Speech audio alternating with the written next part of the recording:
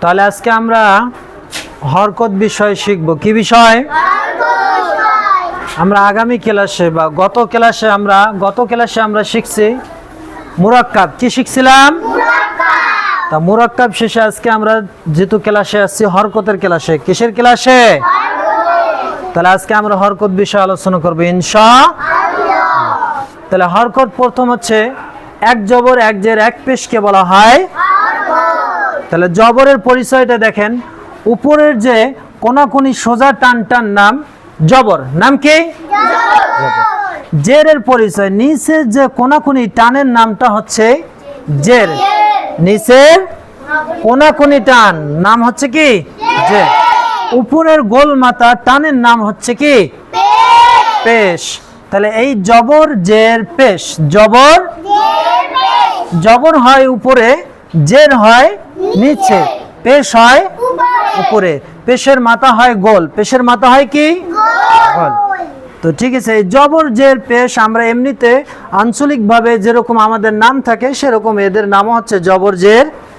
এই নামটাই বেশি আমরা পরিচিত বা জানি। তো এটার নাম আরো একটা আছে, সেটা অনেকেই জানে অনেকেই আবার জানে না। নামটা হচ্ছে হরকত। নাম কি? নাম কি? আওয়াজ দিয়ে একসঙ্গে বলেন, নাম কি? নাম কি? আচ্ছা, তাহলে জবর জেরের নাম অপর নাম হচ্ছে হরকত। অপর নাম কি? তাহলে হরকত। তাহলে এক জবর এক জের এক পেশকে বলা হয় হরকত। কয় জবর?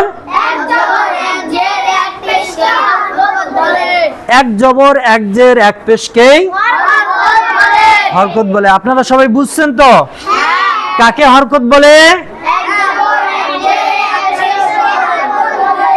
আদনান বাবু দাঁড়াও, হরকত কাকে বলে?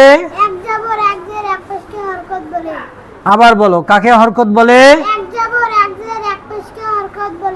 ভেরি গুড, বসো।